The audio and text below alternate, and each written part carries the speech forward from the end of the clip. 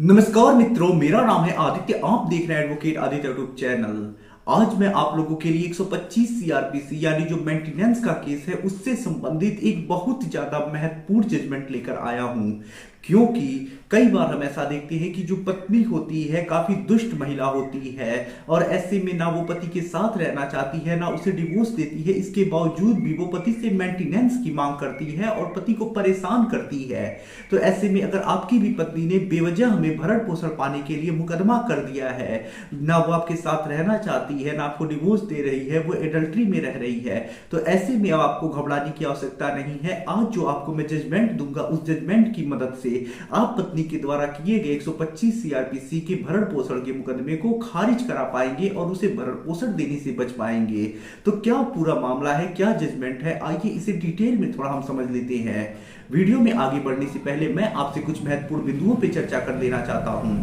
पहली चीज तो ये कि मेरी एक किताब पब्लिश हुई है जिसका नाम है legal guide for husband in matrimonial cases. अब देखिए, जैसा इस किताब का नाम ही है legal guide for husband in matrimonial cases, वैसा ही इस किताब का उद्देश्य भी है। इस किताब में आपको मैट्रिमोनियल केस जैसे 498A, 125 CRPC, DV act section 9, divorce case, इन सब मुकदमों के संबंध में काफी अच्छी जानकारी मिल जाएगी। जैसे कैसे मुकदमा लड़ना है, कैसे अपना बचाव करना है, कैसे क्रॉस केस दर्ज कराना है, कैसे 125 सीआरपीसी या डीबी एक्ट को खारिज करा के मेंटेनेंस देने से बचना है, कैसे 498A फॉल्स केस को क्वैश कराना है, कैसे मैट्रिमोनियल केसेस की प्रक्रिया चलती है, कैसे जल्दी से जल्दी मुकदमा खत्म कराना है। ये सारी चीजें आपको इस किताब के माध्यम से पढ़ के समझने को मिल जाएगा। तो यदि आप मैट्रिमोनियल मुकदमा लड़ रही हैं, कोई आपको गाइड करने वाला नहीं है, तो आप हमारे इस किताब का अध्ययन कर सकते हैं। किताब का जो मूल्य है वो 600 रुपए है, जिसमें 100 रुपए कोरियर चार्ज है। किताब को बाई करने के लिए व्हाट्सएप पर मैसेज करिएगा, नंबर स्क्रीन पे दिखाई दे रहा होगा। अगली जो महत्वपूर्ण बात है वो ये है कि देखिए, हाई कोर्ट और सुप्रीम कोर्ट के जो लैंडमार्क और लेटेस्ट जजमेंट आती हैं काफी ज्यादा इंपॉर्टेंट होती हैं। यदि मान लीजिए किसी हाई कोर्ट या सुप्रीम कोर्ट के जजमेंट में किसी पति को कोई फायदा मिला, जैसे 125 सीआरपीसी या डीबी एक्ट खारिज हुआ, 498 एक क्वैश हुआ, डिस्चार्ज हुआ, तो ऐसे में अगर जिस पति को उस केस में फायदा मिला है, तो जिस केस में फायदा मिला है यदि आपका भी मैटर उसी केस से मिलता जुलता है, फैक्ट मिल रहे हैं, तो आप उस जजमेंट को रूलिंग के तौर पे अपने भी केस में लगा के त्वरित फायदा ले सकते हैं। तो यदि आप लैंडमार्क और लेटेस्ट मैट्रिमोनियल केसेस के जजमेंट से अपडेट रहना चाहती हैं, उसे अपने केस में यूज करके फायदा लेना चाहती हैं, उससे अपडेट रहना चाहती हैं, तो ऐसे में आप हमारे ग्रुप से जुड़ सकते हैं। ग्रुप में आपको बहुत सारे लैंडमार्क और लेटेस्ट जजमेंट मिल जाएंगे जो आपके लिए काफी ज्यादा यूजफुल होंगे। तो यदि आप 125 CrPC, 498A, dB act, divorce, section 9, इन सबसे संबंधित मैट्रिमोनियल जजमेंट की कॉपी चाहते हैं, अपने केस में यूज करना चाहते हैं, तो हमारे ग्रुप से जुड़ जाइए। ग्रुप से जुड़ने का जो चार्ज है वो 500 रुपए लाइफ टाइम के लिए है। एक बार पेमेंट करने के बाद दोबारा कभी कोई चार्ज पे नहीं करना है। तो ग्रुप से जुड़ने के लिए व्हाट्सएप नंबर स्क्रीन पे दिखाई दे रहा होगा, उस पर मैसेज करिएगा। अब आइए अपने महत्वपूर्ण जजमेंट के ऊपर हम आते हैं। तो देखिए, आज मैं आपके लिए जो जजमेंट लेकर आया हूं वो काफी ज्यादा इंपॉर्टेंट जजमेंट है। इस मामले में जो पत्नी थी एडल्ट्री में थी और इसी वजह से मेंटेनेंस उसका खारिज किया गया और कोर्ट ने उसे मेंटेनेंस देने से मना किया। तो मामला देखिए बॉम्बे हाई कोर्ट का है और ये जो मामला है वो संजीवनी रामचंद्रा वर्सेस रामचंद्रा भीमराव के केस में आया है।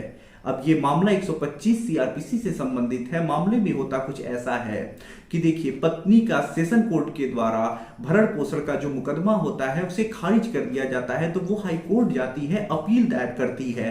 अपील में जब पति पक्ष हाजिर होता है तो वो अपना पक्ष रखता है, जिसमें पति ये बताता है कि पति और पत्नी का जब शादी हुआ, शादी के बाद जो पत्नी थी वो एडल्ट्री में रहने लगी। उसके बाद पति ने एडल्ट्री के ग्राउंड पे डिवोर्स के लिए मुकदमा दायर किया, जिसमें उसे डिक्री मिल गई। कोर्ट ने ये माना कि पत्नी एडल्ट्री में रह रही है। उसके बाद पत्नी अपील भी करती है, लेकिन अपील खारिज हो जाती है। उसके बाद जो पत्नी होती है कुछ दिनों के बाद मेंटेनेंस के लिए मजिस्ट्रेट के वहां मुकदमा दायर करती है कि उसे मेंटेनेंस दिलाया जाए और 125 सीआरपीसी का मुकदमा दायर करती है, जिसमें जो मजिस्ट्रेट होती है भरण पोषण का आदेश कर देती है। ये नहीं मानते हैं कि वो एडल्ट्री में है, लेकिन पति जब सेशन कोर्ट में जाता है, अपील करता है मजिस्ट्रेट के आदेश के विरुद्ध, तो सेशन कोर्ट ये कहता है कि जब पत्नी एडल्ट्री में रह रही है और इसी ग्राउंड पे पति को डिवोर्स मिला है, तो ये माना जा सकता है कि पत्नी पत्नी एडल्ट्री में है और एडल्ट्री में रहने वाली महिला को भरण पोषण पाने का अधिकार नहीं है और पत्नी का भरण पोषण बंद कर दिया जाता है, तो यहाँ जो पत्नी है वो अपील में आई है। तो ये बात है कि पत्नी जो है वो एडल्ट्री में रह रही है, पति को इसी ग्राउंड पे डिवोर्स मिल चुका है, तो पत्नी को मेंटेनेंस नहीं मिलना चाहिए। जो पत्नी होती है बताती है कि मैं एक लाचार हूं, कुछ नहीं करती हूं, भले से ही डिवोर्स हो गया है लेकिन मैं विवाहिता पत्नी थी इनकी और अभी भी मैंने दूसरी शादी नहीं की है, तो मुझे मेंटेनेंस मिलना चाहिए।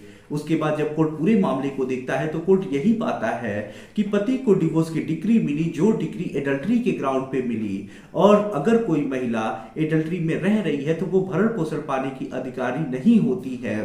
तो ऐसे में जो कोर्ट होता है, जो सेशन कोर्ट का आदेश होता है, उसे सही मानता है और पत्नी की अपील को खारिज कर देता है। तो यहाँ इस जजमेंट से महत्वपूर्ण चीज निकल के आ रही है, अगर आपकी पत्नी एडल्ट्री में रह रही है और आप 125 सीआरपीसी में एडल्ट्री को साबित कर देते हैं तो भी पत्नी को भरण पोषण नहीं देना पड़ेगा, या फिर आप एडल्ट्री के ग्राउंड पे डिवोर्स का केस किए हैं, डिवोर्स ले लेते हैं, तो भी ऐसे सिचुएशन में भी आपको पत्नी को मेंटेनेंस नहीं देना पड़ेगा।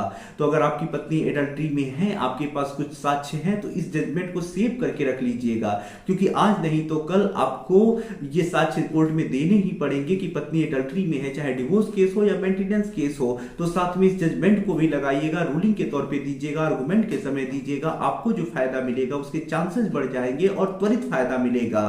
तो आशा कर रहा हूं ये जजमेंट और जानकारी आपको काफी ज्यादा पसंद आई होगी। यदि आप किसी कानूनी समस्या से परेशान हैं और ऐसे में आप मुझसे फोन पे बात करके अपनी कानूनी समस्या का समाधान प्राप्त करना चाहते हैं, तो मेरा व्हाट्सएप नंबर स्क्रीन पे दिखाई दे रहा होगा, मैसेज करके अपॉइंटमेंट बुक करा के आप मुझसे कॉल पे बात कर सकते हैं। यदि आप इस जजमेंट की कॉपी चाहते हैं तो हमारे ग्रुप से जुड़ जाइएगा। ग्रुप से जुड़ने के लिए व्हाट्सएप नंबर स्क्रीन पे दिखाई दे रहा होगा। मिलते हैं नए वीडियो के साथ अगले दिन, तब तक के लिए जय हिंद, जय भारत।